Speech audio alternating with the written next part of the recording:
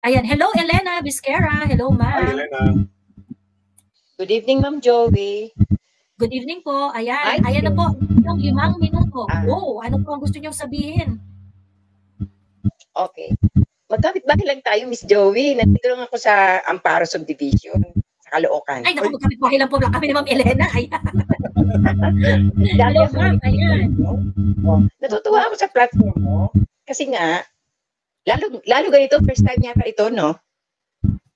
Opo, nabibigyan po natin ang lahat ng pagkakataon na magsalita. No? Kasi alam mo, Tita Elena, talagang gusto ko talaga na magkaroon ng say yung lahat. Yung hindi nila makukontra, di ba? Hindi nyo, paano nyo masasabing troll tong mga to? Sige nga, nagsasalita. Umaakyat. Di ba? 67 po, Ma'am Joey. 67. Senior na ako. Wala akong alam sa sa gadget. Yung anak ko nga ang nito, nagpakyat sa akin. Kasi gusto ko umakyat. Ganito. Tubong Mindanao Medyo may Joey. Ma'am Elena, medyo may echo ba ata? Oo, may echo. Baka nakaharap po kayo sa electric fan, Tita Elena. Yes. Ayun, sabihin mo na rin. Yun, wala. Taga Mindanao po ako, tubong Surigao City. Ngayon, nung eleksyon, ako po ay talagang makasara Duterte. Dahil bilib po ako sa pamamalakad ni Tatay Digong. Ngayon, na-disappoint ako kay Sara kasi nag-VP siya. So, ang bala ko, hindi na ako buboto dahil nung mga nakaraang butuhan, hindi na ako bumoto. Pagdating lang ni Duterte, tsaka ako bumoto uli. Kasi disappoint din ako nung panahon ni Miriam. Kasi maka-Miriam talaga ako dati. Ngayon, naglaban si Miriam at saka si Digong.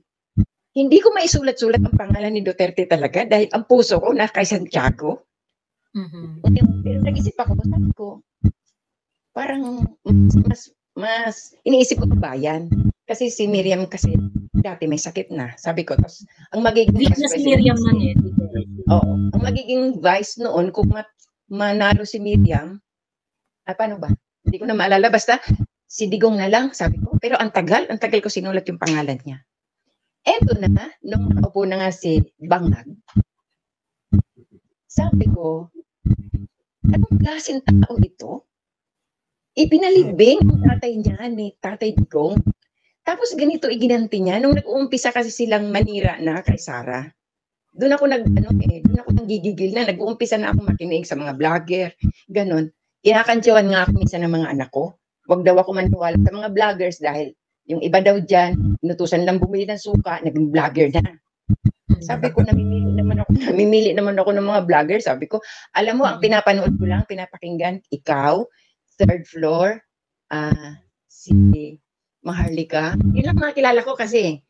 Si Banat by dati, pinapalo ko yan, pero ngayon hindi na. Na-disappoint ako sa kanya kasi tinitiran niya yung ibang vlogger. Ayaw ko ng ganun. Ayaw ko ng ganun. Mag-vlog ka lang. Huwag mo na siraan yung ibang vlogger. Ngayon, meron na naman siya sinisiraan, kaya hindi ko gusto. Kanina, tinutulog ko yung sabihin mo lang sa akin, Miss Joy, kung oras ko na ha. Opo, meron pa po kayong natitirang 1 minuto, Tita Elena. Gusto niyo po magbigay ng mensahe para sa administrasyon na to. Oo. Noong binoto ko si Sara, dinala ko na lang si Marcos. Dinala ko na talaga siya. Wala na akong choice. Kumbaga, sige na nga, ito na nga lang. Pero may isa siyang sinabi na medyo bumilib ako na parang naantig din puso ko nung kampanya. Sabi niya kasi, ewan ko kung maalala niyo, kung meron kayong nadinig na gano'n. Nadinig ko sabi niya, lahat daw ng mga inclined sa agriculture, ng mga citizen, ay mga Pilipino, ay bibigyan niya ng pagkakataong magsaka ng sarili nilang lupa. So, ang inisip ko, baka bibigyan niya ng lupa, titled ng mga lupa, parang gano'n Parang gano'n ang inisip ko. So, inisip ko noon, total senior naman na ako, uuwi ako ng probinsya sa amin. Kasi inclined ako sa agriculture talaga. Nag-aral ako sa MSU dati. Ngayon, pag-upo niya, ano na nangyari? Sabi ko, ano ba ito? Talagang disappointed ako sa kanya. Ngayon, parang gusto ko na lang sabihin, Lord, tulungan mo na lang kami. Paano na kami, mga anak ko? Minsan ang mga anak ko nag-commute. Natatakot kaya ako kasi grabe na ngayon ang kalsada, hindi na talaga sa safe. Yun ang isa kong anak nananakawan, yung nasa may Kawayan, Bulacan. Ito lang, nakawan nila. Gaano yung mga addict daw doon, talagang naglipanan na naman. Alam mo, Miss Joey, hindi ako nahihiyang alinin. Marami akong pamangkin na talagang tulong. Tapos noong panahon ni Duterte, nagbago sila. Nakita ko talaga, as in, pasalamat ako noon na hindi sila natukhang. Tapos ngayon, balik na naman sila. Narurungkot talaga. Lungkot na lungkot ako ngayon dahil balik na naman sila. Nakikita ko malaki na naman ang mga mata. Ang papayat na naman. Sabi ko, ano na ito? Anong gagawin natin dito kay Marcos? Sabi ko, gano'n. Hala, pagdasal na lang siguro natin na maliwanagan pa sila, mag-asawa. Sana maawa sila sa mga Pilipino. Wag na, ano ba yun? Hindi ko lubos maisip na paano na lang tayo? Eto parang nahanap tayo sa giyera. Nag-alala ako dahil hindi para sa akin, sa mga anak ko at sa mga, may apo na akong isa, tapos meron akong isang anak na mag-asawa, siyempre magkaanak yun. Ano na lang ang mga ano lang kami, simple lang ang buhay namin, Miss Joey. Ako, pension lang ang inaasahan ko. Yung mga anak ko, mga ordinaryong manggagawa lang. Pero may sarili kaming bahay dito sa Amparo. Pero hindi sapat kasi yun eh. Na nag-alala ako kung etong mahal na bilihin na ito, medyo pagtyagaan ko pa eh. Pero yung napipintong gulo, parang ang hirap isipin. Nakakatakot talaga. Nakakatakot. Salamat po. Tita Elena, maraming salamat po sa invite na Tita Elena. Ayan. Hello po Tita Elena. Ayan. Ang issue is security pagkatapos yung mga promise about agriculture, 'di ba? Na walang nararating hanggang ngayon. Ayun. Ayan. Meron kayong gustong idagdag, Kuyang, Sean Wayne?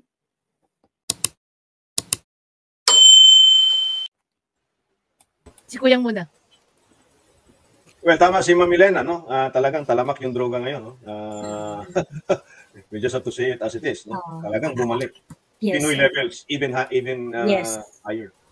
Despite the numbers na sinasabi na bumaba yung hindi yun yung hindi yun na-feel namin kasi yun nga, katulad ni Tita, pamangkin niya na nakawan sa may Kawayan. Diba? Paano yan nila i-rebat? Personal experience na yun. Yes, so how can you say that? How can you say it's not true? Paano mo i-depensa yung numbers diyan, 'di ba? Ayan.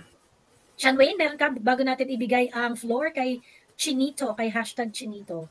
Well, ito lang Ma'am Joey, whether we like it or not, ito yung totoo. During the time of PRRD, ramdam natin yung pagiging safe ng kalsada. Yung kalsada, hindi lang Metro Manila or Davao, but anywhere sa buong Pilipinas. Ramdam natin. And sobra siyang nakakamiss. Kaya we cannot blame the people kung bakit nagkakaroon ng comparison eh. Yun lang po. May rason to, hindi lang namin ito gawa-gawa. Ayan, mga experience ng mga totoong tao. Ayan. Hello, Noel Diaz. Ang 5 minuto ay simula na. Ayan, go. Ayan, by the way, good evening, Miss Joey, kay Boss Sean Wayne, and kay Sir Evie. Ayan, by the way, OFW pala ako dito sa South Korea. Almost 8 years na dito.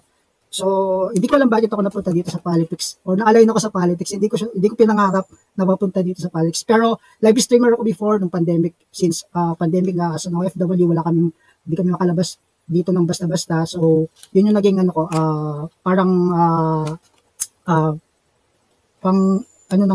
libangan ko. So, and then nung pumasok yung election, na-stop ako ng pagla-live. So, nag-focus ako sinishare ko yung mga rally ni BBM sa aking platform, sa aking community. So, in-stop ko talaga yung live stream ko to support BBM being a Filipino here in South Korea. So, yun lang. Maraming mga points akong gustong sabihin pero fortunately of course limited lang yung time. So, mag-focus na lang ako sa being an OFW. So, yun nga sabi nila, tumataas yung dollars, daw sa amin yung pagtaas ng dollars. Pero hindi eh. Parang ganun din naman eh, parang mas lumala. Kasi, like for example, magpapadala kami ng 10,000 before, enough na yun. But now, doble talaga yung kailangan namin ipadala kasi ganun yung inflation natin sa Pilipinas sobrang taas. And, ayun, and last 2022, umuwi ako ng Pilipinas. I'm plan na hindi na bumalik dito sa South Korea. Pero plan B ko yung pagbalik. Mga friends ko dito, sabi ko hindi na ako babalik. Tinatanong ako kung ilang percent na yung ano mo, kung yung hindi mo na pagbalik talaga dito sa South Korea. Sabi ko 90% hindi na ako babalik dito, sabi ko, kasi I just want to stay in the Philippines. Sabi ko ganun. Pero talagang ginukulit nila ako. Pero may option kasi ako na may bit-bit akong contract pag-uwi ko ng Pilipinas. Yun yung second contract ko dito. So, nag-stay ako ng 4 months sa Pilipinas. Unfortunately, lahat ng naipon ko, wala, ubos. So, pagbalik ko dito, piprocess ko agad yung papeles ko kasi dito sa Korea, sa South Korea, yung ano namin is government to government siya. So, madali-dali akong mag-process kaagad ng papel ko sa DMW para makabalik ako agad dito. So, yun, pagbalik ko dito, nangutang pa ako sa mga kapitbahay ko dito kasi talagang naubos. Yung bit-bit ko, parang ang dali. Sabi ko 4 months lang ako, ang dali ng pera sa Pilipinas. So, ayun, yung nakakasama ng loob na bilang OFW. And ako bilang ano ko dito kasi may documented ako. So, yung mga kapitbahay ko undocumented. So, I'm trying to help them na lalo na yung pagpaparimitan sa akin dumadaan. Mga siguro 4-5 sila, mga ganun. Sa akin dumadaan yung ATM ko, pinapagamit ko sa kanila. Kasi dito kasi yung mga Korean na employer na meron silang mga undocumented, mostly sa kanila ayaw nilang cash na bigay yung sahod. So, ginagawa nila, naghahanap sila ng mga kagaya ko na may document na pinapagamit namin pinapagamit ko yung 2 card ko dito para sa 2 undocumented na kapitbahay ko dito to help them. And then ako rin ang papasa sa kanila ng remittance nila pa Pilipinas. So, yun yung konting tulong ko na rin sa kanila.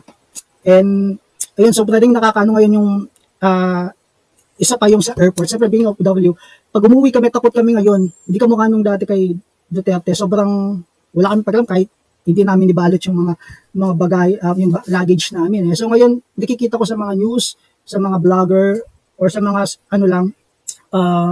mga nakikita ko sa mga social media, na talagang nakakatakot talaga ngayon yung mga airport natin.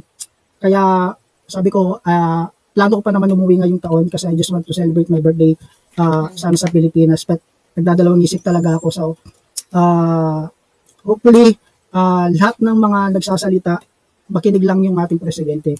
Kasi, ang hirap Ang hirap na maging, masakit man sabihin, pero ang hirap ngayon maging Pilipino. Ang sakit man sabihin, pero ang sakit maging Pilipino ngayon. May naririnig din ako dito sa mga matatandang mga Koreans. Sabi nila, dati kami patatas lang yung kinakain namin, mga Pilipino, kanin na yung kinakain nyo. Pero ngayon, anong nangyari sa inyo? Sabi nila sa amin. Wala na lang ako masagot Hindi ko alam kung ano yung sasagot. Yun yung sinasabi ko na, yun nga, sabi ko, ang hirap maging Pilipino. Pilipinas! Ano ba? Sabi ko, at tapos pag lumalabas ako dito sa every weekend, pag day off ko, sabi ko, parang nangangarap na lang ako, paano? Sabi ko, minsan sa mga barkada ko, kailan kaya tayo sa Pilipinas na magkakaganito? Mga subways nila, mga bus nila, every 3 years, pinapalitan, disposed. As in, yung mga taxis namin dito, kitang-kita namin, mga public CR, grabe, kahit saan ka pumunta mga subways, may mga public CR, mga playgrounds, may mga public CR sila, tapos ang lilinis. Kaya, ewan ko, sabi ko kasi 2027 matatapos yung aking kontrata dito. Yun na yung last na kontrata ko kasi hanggang 2 years lang kami. Pero, hindi ko alam kung kung uuwi pa ba ako or uncertain magti-TNT na lang ako dito. Ewan ko, hopefully na maayos and ayun, sana BBM umalis ka na lang para mas maging peaceful yung mga Pilipino. Correct. Ayan. Kung di mo kaya, alis na lang. Thank you, Noel, ha. Maraming salamat sa pag-share na. Pahabol pa pala, yung mapahabol lang. Kasi kanina, meron lang ako nakita. Kasi I'm from Pampanga, I'm from Angeles City, sa Pilipinas. And kanina meron ako nakitang live. Meron namatay or binaril na barangay captain sa San Fernando, Pampanga kanina lang. So, yun yung isa pa na nakakatakot, na wala yung peace and order sa Pilipinas. Kaya yun yung sobrang, isa pang, point. Ayan, maraming salamat. Thank you, Chinito. Thank you very much. Ayan. Salamat. Ayan. Hi, the free thinker. Hello. Hello. Na-disconnect ako kanina. So, ano ba, reaction ba about Noel? Yeah, for me kasi, it all boils down to the government's program. Kasi what I can see sa kay Noel and also to the OFWs, uwing-uwi na rin talaga sila, they want to settle here, pero parang it's not gonna leave them any choice but to go back and, sacrifice there, di ba? Parang, nasa na po yung problema. Problema yung programa ng option for him, di ba? Yung parang di ba sinabi niya ni BBM na option na lang sa kanila mag-work abroad. Ngayon hindi napipilitan. So where are those programs? Where are those budgets? Di ba? Wala. Tama. Ayan. Hello. Hello, Fai Ruyen. Hello. Hello po, magandang gabi po sa inyong lahat. Hello, Fai. Ayan. Meron lang 5 minuto. Go, Fai. At pag narinig mo ang tit, magra-wrap up na ha para mas marami tayong mapaakyat na mga gustong magsalita. Ayan. Go, Fai Ruyen. It's your moment. Lumaki po ako na nakikinig sa news kasi ang tatay ko may hiligan sa news. Simula sa FBR, ERAP, GMA, sino ito isa, si Abnoy, at saka si Duterte, lahat ng news negative. Walang nagsasabi ng positive tungkol sa government. Ngayon lang ako nakakita ng news na napakatahimik or napakabait sa government. Kaya, nung ko nakita na may mali, parang may mali, bakit ganun sila? Samantalang simula pa noon, ang pangit ng mga news sa government. Tapos, ang isa sa pinagtataka ko, kasi 6 kami sa pamilya namin, ako lang ang bumoto ng BBM.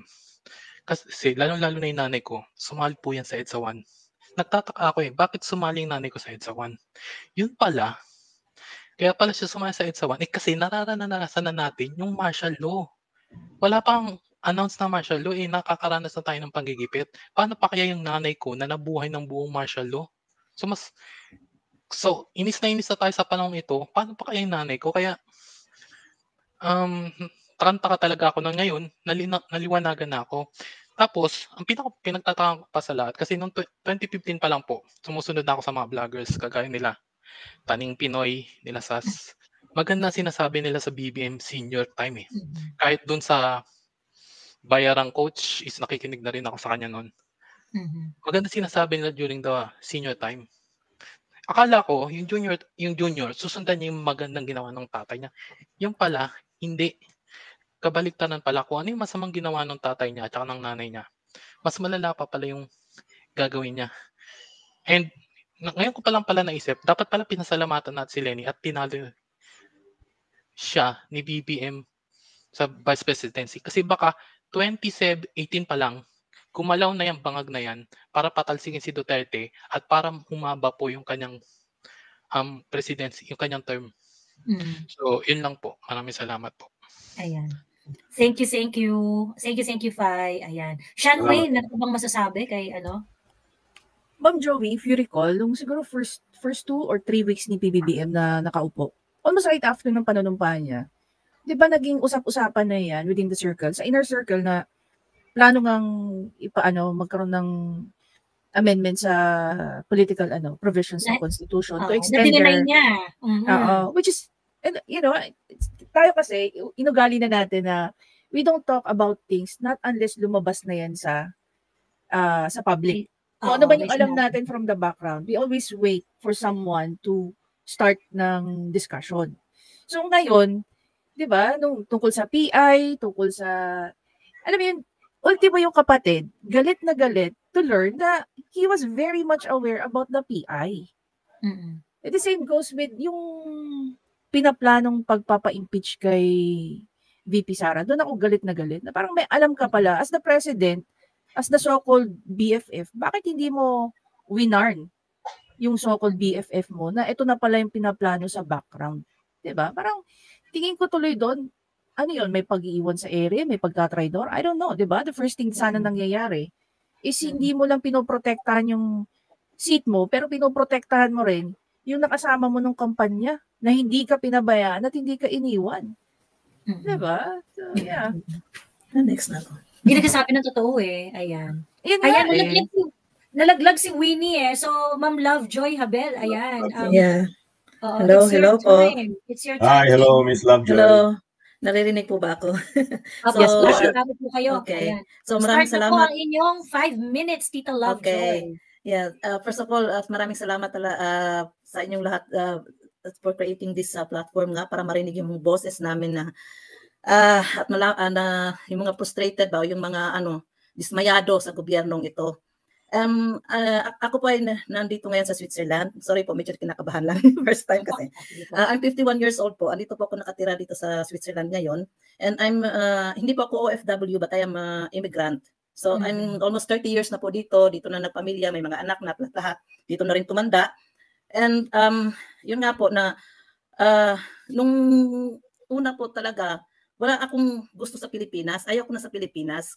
Kasi yung mula nung time na ni Marcos, kasi din ako 80s din ako lumaki ng 80s, 90s, lumaki na. Yung panahon po ng Marcos from Aquino, nakita nung pag People's Power po, sakala namin, okay na, maganda ng Pilipinas. Pero dumating yung time po ng Aquino, ganun, parang ganun pa rin. Yung politika sa atin, ganun pa rin. Nandiyan pa rin yung corruption, marami pa rin, tsaka mahirap pa rin ang Pilipinas.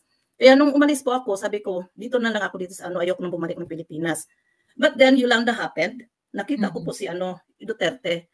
Tapos nung sabi ko sana nung nakakita ko ng parang news, ayun, nakalimutan ko na yun. So nakita ko po yung news niya na sabi ko sa tao ko, ang ganda ng puso ng politikong ito sabi ko, talagang naano siya sa mga yung paghihirap ng mga Pilipino ba. Tapos marami pang mga negative nun kasi sabi niya he cursed God daw dahil yung bakit pinayagan ng Panginoon na nangyari yun. Pero naramdaman ko po na kung makita mo po talaga, ang daming patay, walang mga tapos sabi ko, ang ganda ng puso ng taong ito, talagang feel niya yung sabi ko, pag ito tumakbo na presidente, talagang, buboto ako.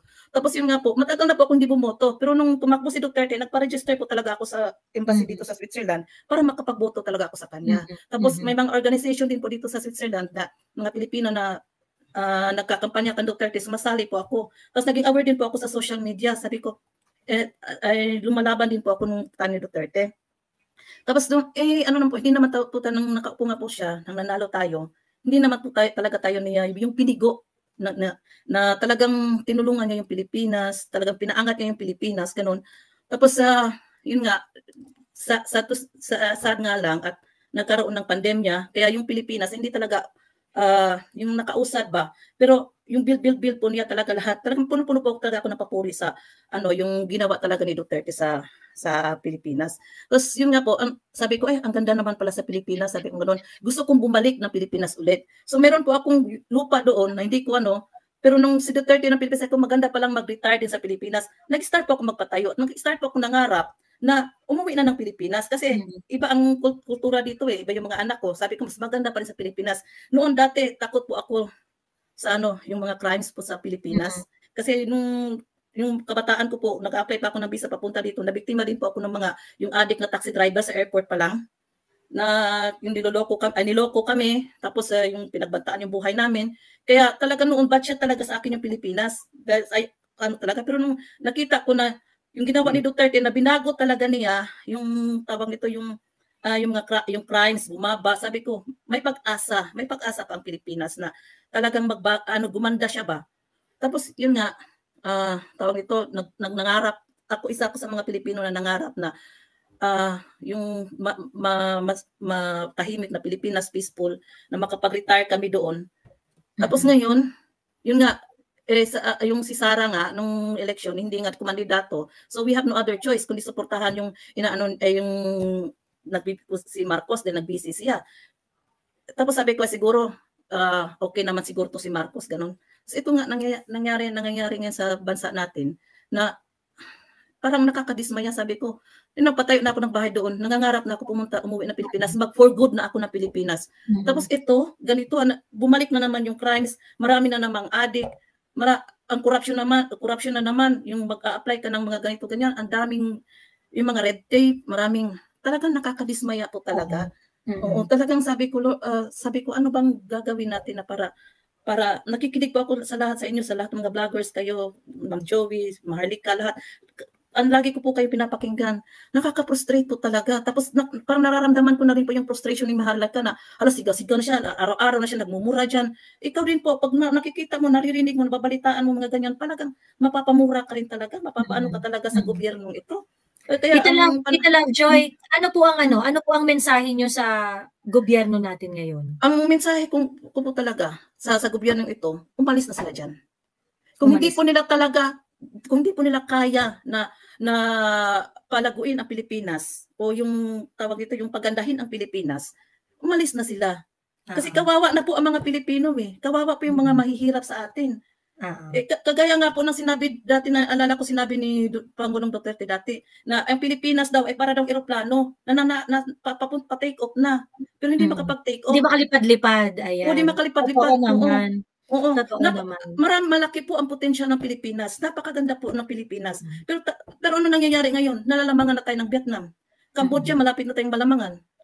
Dati noon, ang Korea is mataas po ang tingin ng mga, yung South Korean po ibig sabihin. Mataas ang tingin nila noon sa mga Pilipinas sa panahon ng Marcos Sr. Oo, umiyak nga po dati yung narinig ko lang na yung Pangulo ng Korea bumisita sa Pilipinas sa panahon ni Senior. Naiyak daw, nakita yung magandang highway na nadaanan nila. Sabi ng Pangulo ng Korea na sana magkaroon din kami ng ganito. Pero yung magandang highway. Pero ngayon, ano nangyari? Ang South Korea mas mataas pa sa atin. Napag-iwanan na po tayo, no? Napag-iwanan na tayo masyado. Oo, kaya nga. Sorry po, medyo kinakabahan lang. Pero okay lang po, naintindihan po namin ang mga gusto nyong sabihin.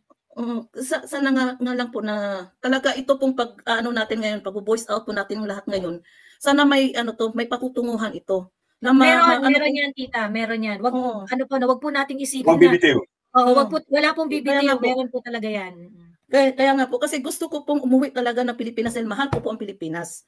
Pero kung ganito ang bansa na dadatnan ko na hindi ako safe, hindi safe yung buhay ko diyan. At yung sa health na lang natin, dati kang Pangulong Duterte, may mga plano magpatayo ng magagandang ospital. Kaming mga dito, yung parang balikbayan na gustong bumalik ng Pilipinas, yan po ang concern namin, health security. Pero sa gobyernong ito, hindi po natin makikita, hindi po natin yan makakantan. So maraming salamat po. Ako po yung Thank you po, Thank you po at magandang gabi. Danka. Vielen Dank auch. Thank you po. Thank you po. Ayan, Kuyang.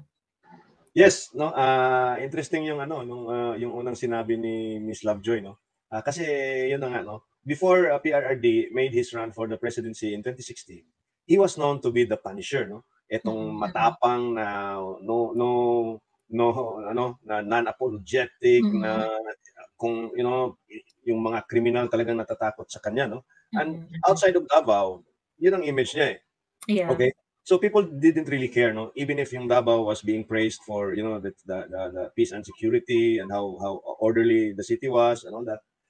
Pero yun na nga, yung time na nagkayolanda at nakita ng buong Pilipinas na unang-unang nagresponde doon sa Tacloban ay si PRRD at yung team niya na noong panahon na yon, yung mga equipment at gamit nila, niwala nga yung mga mayayamang lungsod sa Kamaynilaan. Yes. Okay? So, doon nakita ng mga tao the other side of PRRD. Yeah. Okay? So, yon. Tapos, connecting now to what is happening, sasabi na ni Miss Lovejoy, na parang hindi lang kaysa nabudol, talagang Marcos Jr. failed the expectations of the Filipino people, kaya mayroong ganito dahil nga tinaasan, inelevate ni PRRD yung benchmark of governance, no? Correct. It's the brand to beat, no? It's the level of governance to beat, the Duterte brand of governance. Correct, ayan. Hello Rage against the machine. Hello. Ayan, handa ka na ba sa iyong 5 minuto? Ay, teka lang Rage ha. Tatanungin ko lang si Heisenberg Dirac. Ayan. Sabi niya, Marcos pa rin mga uloy. Kaso nga lang, yung mga supporters ni Marcos, hindi naman kayang gawin to eh. Hindi naman kayang umakyat. Kaya mo umakyat, tapos magsalita, Heisenberg Dirac? Yun. Hindi. Kasi nga, mga wala naman talaga kayong kwenta, mga bayaran lang kayo. Diba? Kaya naman kayo nagagalit, Marcos, because bayad kayo. Otherwise, you're not gonna do that. Otherwise, I don't think you can give us a decent reason why you still support this government and why you're still not calling out the government. So, isa to sa mga layunin ko kaya ko gustong mag-host ng ganitong klaseng mga live session. Kasi ito yung mga hindi kayang gawin ng mga bayaran. Totoo. Hindi nyo kayang gawin to. Okay? Bayaran lang kayang gawin ng mga bayaran. Ayan. Nag-e-echo rin. Ayan. Okay, but Rage, going to act on Rage Against the Machine. Rage, it's your time to shine. 5 minutes, go. Hello, magandang gabi sa inyo lahat. Hello, narinig ako. Good evening po, yes. Good evening po. Meron akong kwento sa inyo eh. I mean, kahapon kasi, nagbiyahe ako hanggang Butuan to Davao, tapos via Cagayan ako. Kasi may seminar, gano'n. May ginawa ako sa Davao, may training, tapos yun. Alam niyo po, ang biyahe ko, almost 8 hours, galing Butuan City hanggang Davao. Dami kong lugar na daanan, Agusan del Norte, Agusan del Sur, hanggang papuntang Davao na yun. Ito walang kwenta, no? Walang kwenta. Bisaya kasi ako, sorry. Ito talaga nakaka-disappoint. Ang pagbiyahe ko hanggang 8 hours. Hindi pa kasali yung Cagayan na kasi yung Davao to Cagayan is malayo din yun eh. Puro talaga, na-experience ko to, puro talaga billboard nakita ko in the road. Sa mga politician ngayon, katulad ni Martin, Amy Marcos meron din, pero kunti lang si Amy. Si BBM meron din. At ang nakakatawa pa, nung nandun na kami sa Davao, ay marami kami dinaan, Panabok City, ito pa isa, nakalimutan yung lugar. But anyway, puro mukha nila nakalagay doon, sa totoo lang. At ang nakakatawa nito, nandyan pa si Lisa Marcos. Eh sabi ko, ba't ang mukha ni Lisa nandito? Hindi naman siya politician, di ba? Wala siyang papel sa government eh. I mean, alalay lang siya ng presidente, ika nga doon sa palasyo, ewan ko, Tutsubaritse. Ba't ang nangyayari? Ba't lang dyan yung mukha niya? Ba't ganun? Naisip ko, ba't kung tumulong lang sila sa kapwa, ba't nakalagay yung mukha nila dyan? Alam niyo, Ma'am Joey, sobrang dami ng poster. I mean, nagkaanat talaga eh. Nagkaanat yung mga billboard, nagkaanat yung mukha nila. Nag-early campaigning sila. Tapos naisip ko, ba't sila nag-early campaigning? For what? Eh, ang dami nilang binigay ng frustration ngayon sa tao. Sa totoo lang, dami nilang, ewan ko masasabi ko talaga, ang dami nilang pinahirapan na tao ngayon sa panahon sa administrasyon na to. Ang daming palpakan ginawa nila. Hindi man palpak, but panggigipit, frustration, nandiyan na lahat eh. Ba't ito gagawin nila? Pakakapakalan pa ng mukha. Since Tigong, Pinoy, Ramos, Erap, yun yung abutan ko eh. Hindi ko nakita yung ganun eh, yung mga early campaigning before. At ngayon ko lang na-experience ng ganito talaga. Sobrang dami. I mean, kung makita nyo yung lugar niyo, makita nyo, mabiyahe kayo dito, Butuan to Davao to Cagayan, madaanan mo yung Bukidnon dyan, lahat ng lugar na Bukidnon sasali din. Bukidnon to Cagayan, dami rin, pambihira. Kahit hindi na malagyan ng billboard, nandun pa rin yung mukha nila. Wala si Subiri. True, ayan. Teka lang, mabilis ng Rage. Sabi niya, Joey, saan yung bayad? Saan pwede mag-claim? Lakas mong mambintang itong gabi, kakalive mo libre. Tanong mo kay Kakiraki. Di ba siya yung may group? Na gusto niya na i-collapse na ba niya? Hindi pa niya kinokollapse. So, Jay, yung bayad mo, hingin mo kay Kakiraki. O may pruweba, may kumakalat na kakausap si Patricia Martin. Si Patricia? Yung claim ko may proof, Jay. Ngayon, ikaw, Jay, kaya mo bang umakyat sa live na ito? Kaya mong umakyat sa live na to? Hindi nga, kasi nga bayad ka. Akyat, Jay. Sorry, Jay. Makakakyat lang kayo kung hindi kayo bayad. Diba? Because this is not part of your bayad. Hindi part ng bayad ninyo na mapahiya kayo dito ng bonggang-bongga. Pag umakit kayo talaga dito, papahiyain ko talaga kayo ng bonggang-bongga. I mean, I'm very good to talk to you, no? Like, punto per punto. But if you weren't able to prove any point, talaga mapapahiya ka dito. Hindi talaga, Joey, kasi hindi part ng bayad nila ang mag-research eh. Correct. Hindi part ng bayad nila ang mag-research. Ayan, sorry, Rage ha. Okay, go Rage, ano ang mensahe mo dito sa gobyernong ito? Mensahe ko sa kanila, pwede ba magmura? Pwede. Kaya ka-frustrate eh. Putang ina nila eh. I mean, fuck you nila. Yun lang, mensahe ko sa kanila. Kasi gastos yung billboard. Yung ginastos nila sa billboard, dapat tinulungan nila yung tao. Maggawa sila ng program kahit ano yung program basta sa tao, okay lang sa akin. Pero itong nangyayari, kapalmoks eh. I mean, kapalmoks talaga. Kapalmukha nila. Tangina nila. Yun lang po, Ma'am Joy. Thank you, Rage. Rain, ayan, anong masasabi mo sa kwentong kaipalan?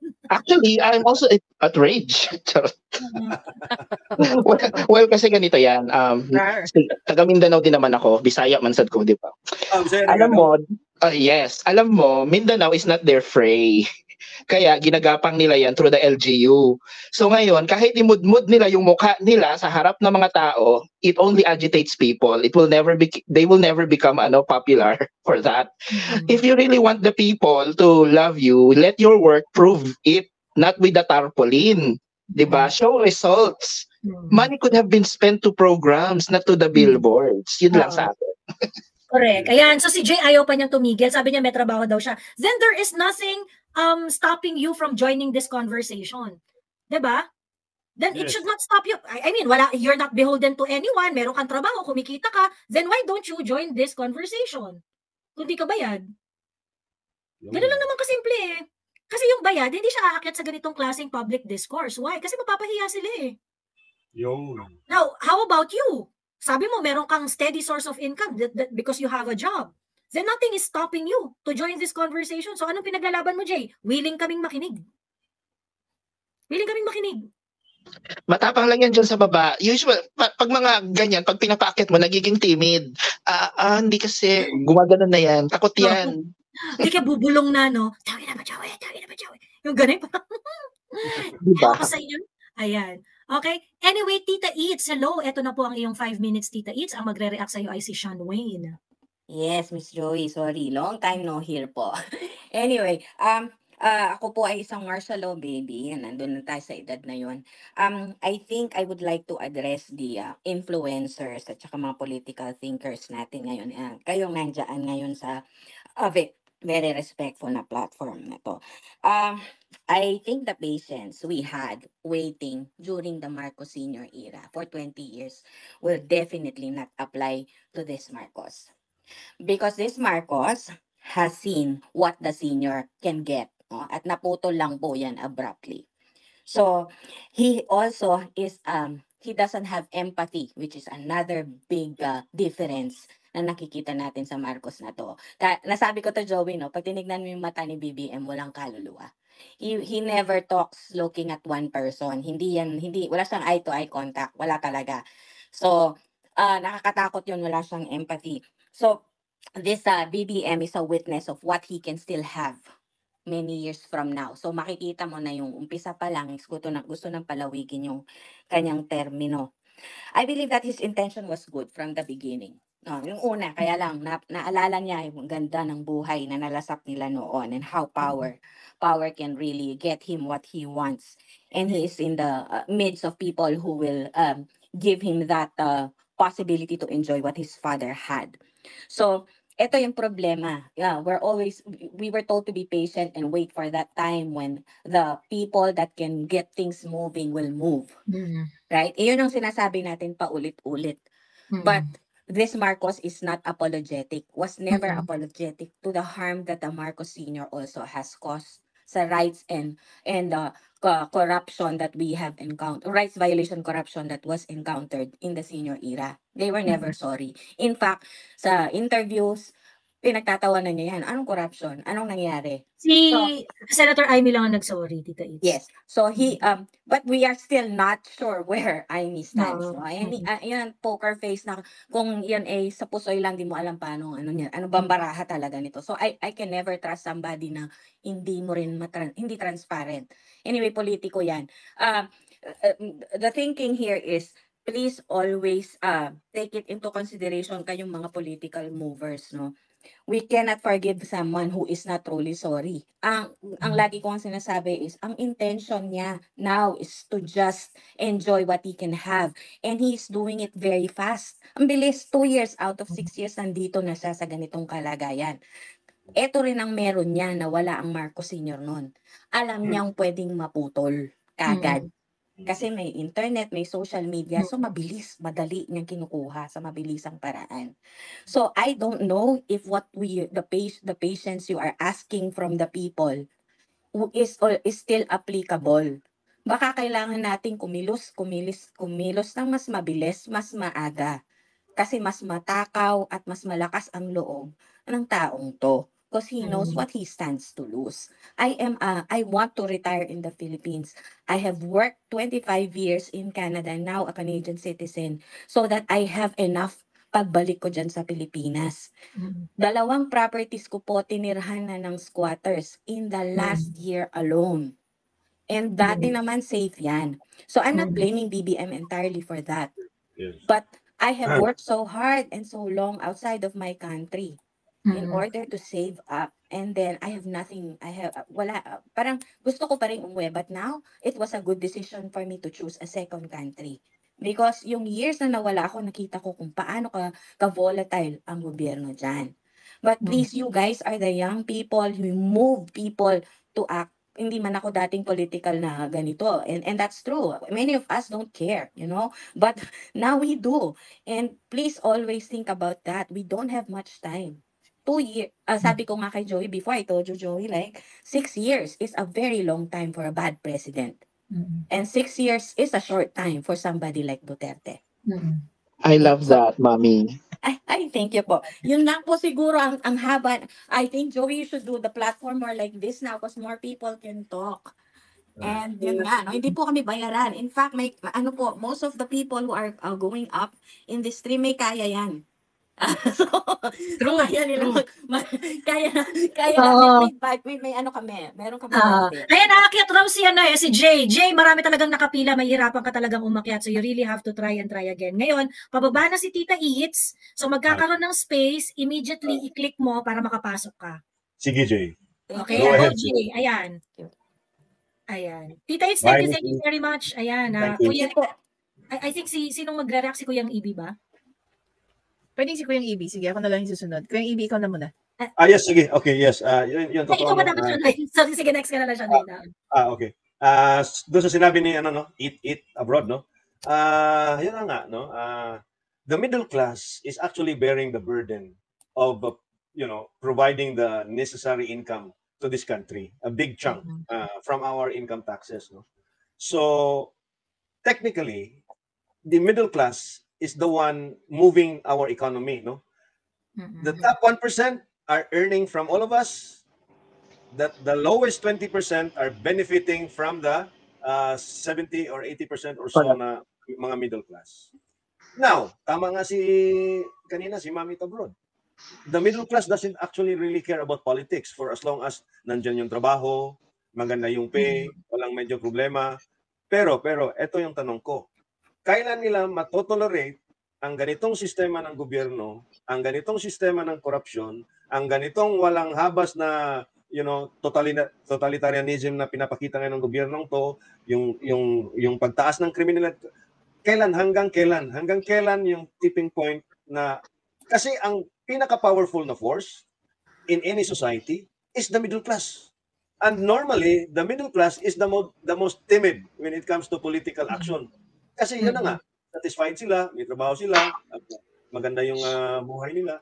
So, yun, no, that question I also pose to myself, no, and to my other friends, no, na hanggang kailan nyo matolerate? Hanggang kailan kayo walang paki? Hanggang yung kriminalidad nasa doorstep nyo na? Hanggang yung pamilya mo na ang magiging biktima? Or yung negosyo mo ang maapektuhan na dahil sa corruption? So, would you wait?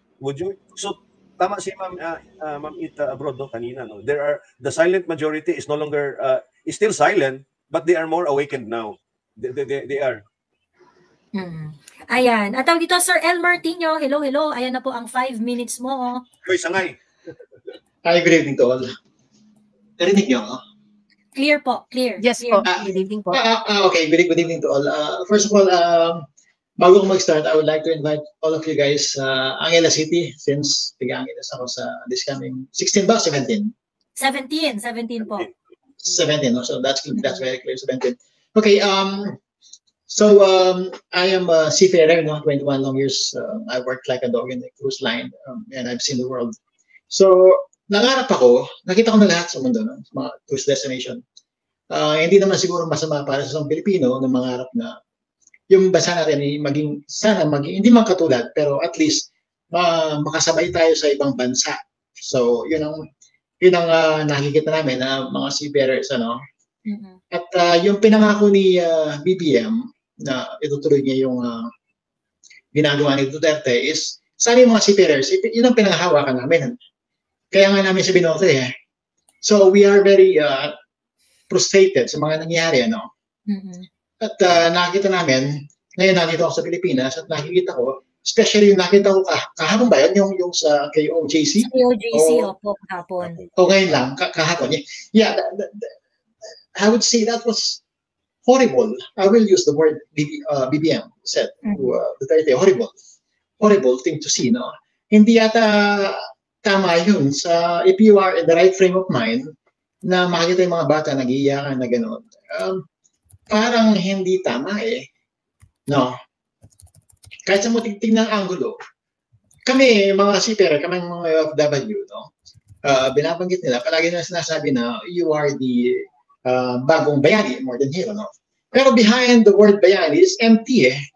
Wala kami nakikita eh. Kasi sinabi ni Bongbong na, kayo mga OFW, magsiuwi na kayo, blah, blah, blah, etc. And then, on board, we talk about it, no?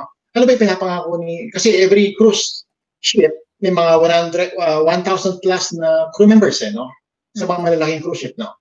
And then, we talk about it. So nabagit ni BBM yata na kayo mga OFW magsiuwi na kayo. Parang ganun, tama ba? Correct me if I'm wrong. Parang ganun na. And then, kami, among our crew members, nag-uusap-usap kami, ano ba yung pinakapangako ni BBM? Ano ba yung sinasabi niya na magandang opportunity sa atin kung mag-stay kami sa Pilipinas? And then, after 2 years, wala pang 2 years actually yung he was assumed control sa palace. And then here we this is I would say a nightmare, no? In my own sabi ko sa pananaw ko lang, no? This is budol. So I sent a message to all the kasi meron kami grupo sa seafarers, no? I send some of the video that I see is a seminar, yung mga ganun. So I send all these videos sa mga kasamahan natin sa barko para makita nila in my own little at least konting contribution lang sa mga pinagdalaman nyo. I really appreciate yung mga ginagawa mo, Miss Joey, si Miss yan, palagi nakikita si Chikadoro, no? At least maalaman ng mga kasamahan natin yung nangyayari dito. Kasi minsan hindi nyo na itatanong, yung mga seafarers, pag nasa Laos yan or Atlantic Ocean, wala kaming signal eh. So hindi namin nakikita yung mga nangyayari in real time. So sinesend ko sa kanila, and then pag nagkaroon na sila, example, diba ko sila sa Barcelona, Italy or somewhere, no? Makikita nila, and then they talk about it, no? Para ma-realize na to be sabi sa inyo, straightforward. We were frustrated, especially myself. I convinced my family, my entire clan to support BBM during the campaign. Diba? Kasi pinangako naman niya talaga na itutuloy niya yung ginagawa ni Tatay Digong. Kasi maganda na yung status natin dun eh. So, I mean, kasi yung tingin sa amin ng mga, kasi when you're working in the cruise ship, no, in a cruise line, it's a multicultural world eh. May mga Latino, Mexican, mga European, no, American, halo-halo yan eh. So during that time, yung tingin sa amin as Filipino, sa Filipino, okay pa eh. Pero nung umupo si BBM, yung tingin sa atin Pilipino, that time, gusto ko nang palitan nationality ko. Sorry for that, okay? Gusto ko palitan ang nationality. Why is that? Kasi nakakahiya. Sorry for that. Pero ito yung sarili kong pananaw lang, no? Ito yung sarili kong pananaw. Kasi, kalat na sa buong mundo eh. Nakakahiya na eh. Embarrassing na, no? Embarrassing na talaga, Sir Elmer, no? Yes, indeed. Talagang nakakahiya. At minsan, yung mga ibang lahi, like sa Pilipinas, no, may mga Jologs, gano'n, di ba? Sa ibang lahi, like mga Latino, Hondureño, Peruano, may mga jologs yan eh. Aasarin ka pa, ganito. President, Ladrong is corrupt, gano'n. So, kung hindi ka talaga mapagpasensya, mapapaaway ka. I mean, you get what I'm saying? Medyo kailangan mo talaga yung ano. Now, message ko lang sa kailangan bang kung hindi na kaya. Kasi ganito nung umupo si Tatay Digong, game changer rin eh. Kagaya sa basketball, nung time ni Michael Jordan is a game changer. Pinalitan niya talaga yung ng basketball, di ba? During his time. Now, nung umupo si Tatay Digong, is a game changer. So kasi tayong pang Pilipino, nasanay tayo sa mga dilawan, mga ganun na kurap, mga ganun. Sorry for that word, pero it is what it is. Ngayon, umupo si Tatay Digong, game changer siya. Napalitan ang buong, how do you say this? Kasi nahirapan ang magtagalog, because ang kapagpahan, no? Yung pananaw natin sa mga politician, nag-iba eh. Iba talaga. So he set a high standard na, I would say, kung baga sa karaoke, may kantahan na inuman, at magaling yung kumanta, at ikaw susunod. Mahirap sundan. Mahirap sundan yung performance na yon. Oh, dahil ibubukay. Dahil nakakagaling kumanta ng unang kumanta sa'yo, di ba? Kasi he set a high standard. Di ba? Ngayon, ang nangyari, susunod na kakanta, parang sintonado sa tingin ko. No?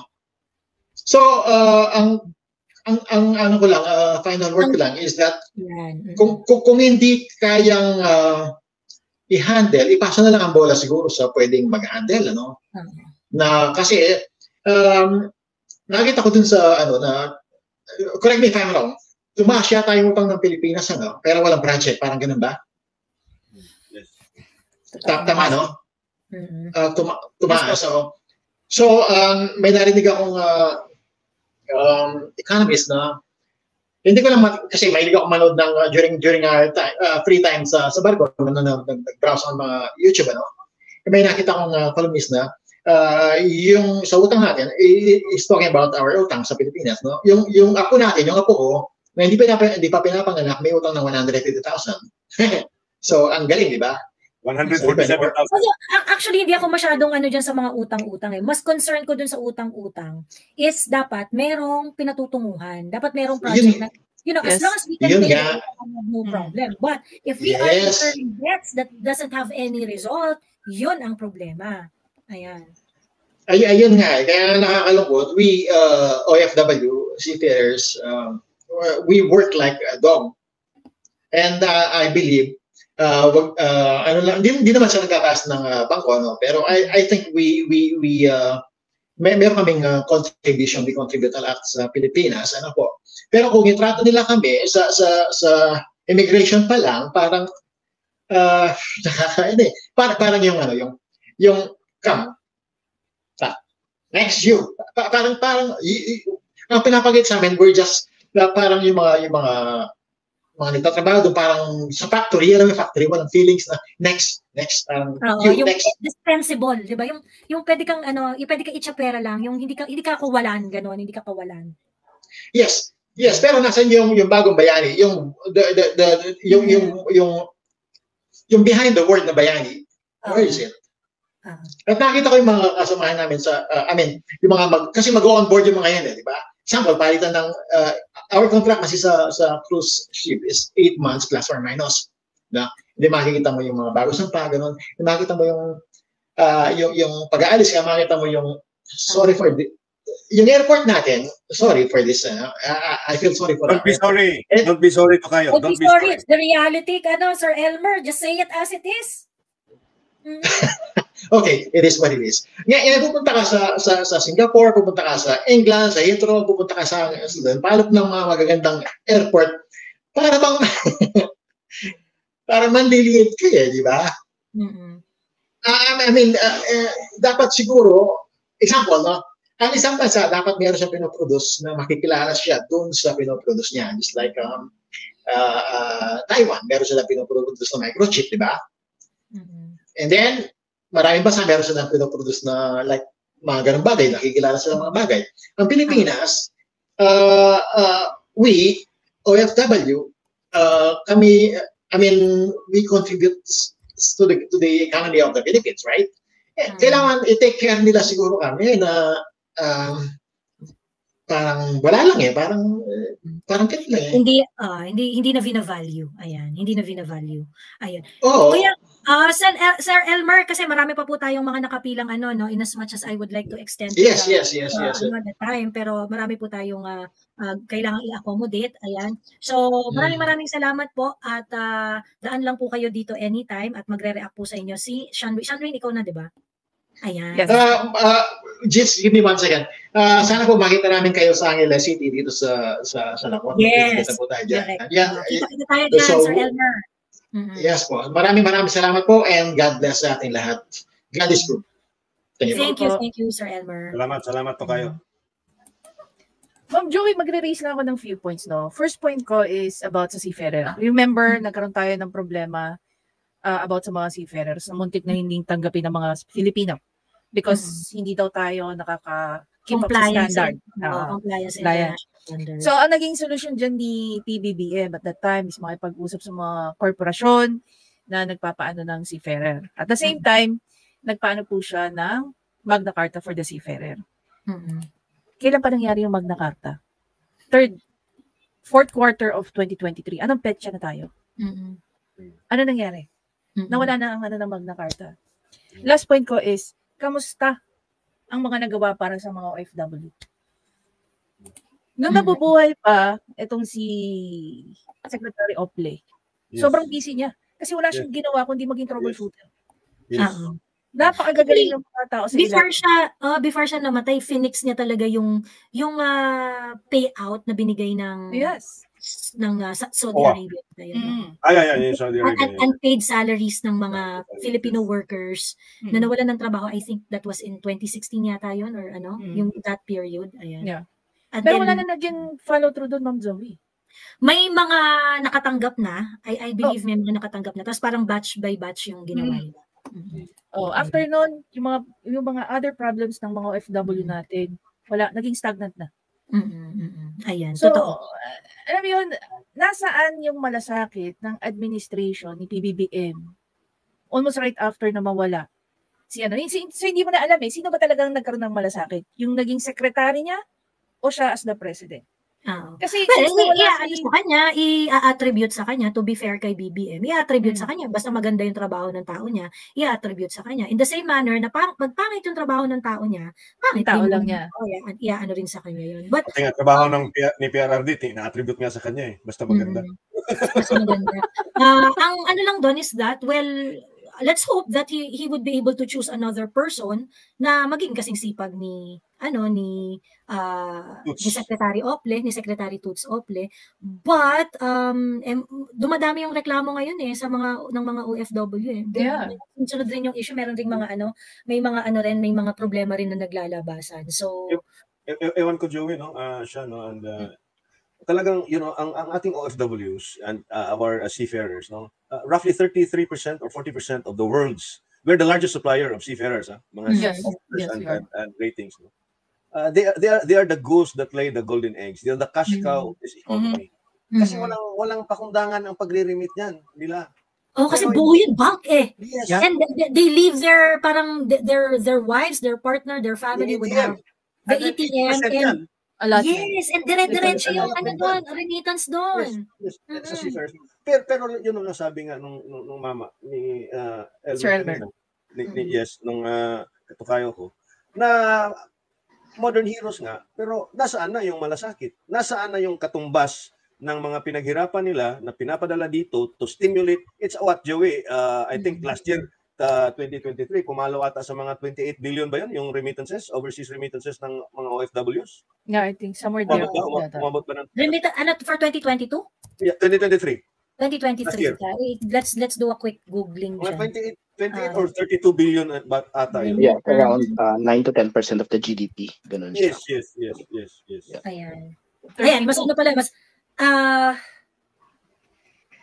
30 plus. 33.491 billion. 2022 pala yung 28 billion ata. No? But in any case, imagine that money going into the economy na parang hindi pinagpaguran ng gobyerno, di ba?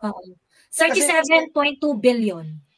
There you go. Kasi 37.2 billion. Kasi sariling sikap yan ng mga OFWs natin eh. Di ba? It's actually free money coming into the economy without the government lifting a fucking finger. Sorry. Without lifting a finger. Automatic yan, no matter who's president. Tapos yun na nga, tama yung nga si Tukayo kanina, nasaan na yung pinapangako na, and I would have to echo Sean's comment kanina, yung Magna Carta for our seafarers. Ano nang nangyayari doon? First reading ba? Second reading? Wala nang public hearing eh. Ha? Nagkaroon po. Actually, tapos na po yun. Naipasa na po yun kay PBBM. Kaya lang di niya pinirmahan. Hindi niya rin vinito. So, approve na yung bill by the Senate and House. March pa eh. Di naglaps na yan into law. Pero pinabalik niya raw eh. Dahil may mga revisions na pinapagawa daw si PBBM. I have to research. Kasi di ba pag-ano naman yun? Hindi ko alam kung pinabycam niya or what. Pero binalik nga daw. Di ba binalik niya? Binito niya yung entire Wala siyang naging pronouncement na veto. Walang ganun. Okay. Otherwise, outright yung sinabi veto, and he is returning it to the House. Pero dapat, meron siyang i-veto doon. Like, i-veto na para i-revise doon. Kasi, yun yung tatrabahuhin ng Kongreso, if ever. But otherwise, it's going to lapse into law. Wow. Otherwise, naging ganun siya dapat kasi matagal na yun, Ma'am Joey. December pa yun na ipasa eh. So, both houses? Yes po.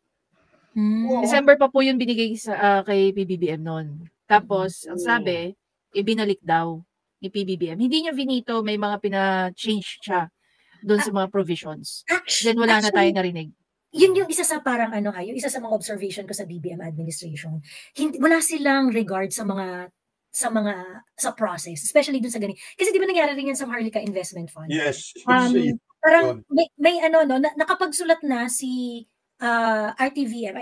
I saw that post of RTVM that the bill was already transmitted to the president on a certain date. And then later on, nagkaroon ng confusion. Tapos sabi nila, hindi, nasa Senate pa. Apparently that time, si Subiri nasa New York.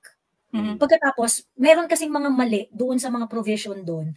Especially kung ano yung mga i-exclude na mga GOCC doon sa pagbibigay ng money, oo. And there are other provisions din na parang hindi yun yung ini-intend ni BBM. Yung mga intention ni BBM na sinabi niya sa media, hindi nag-reflect doon sa law.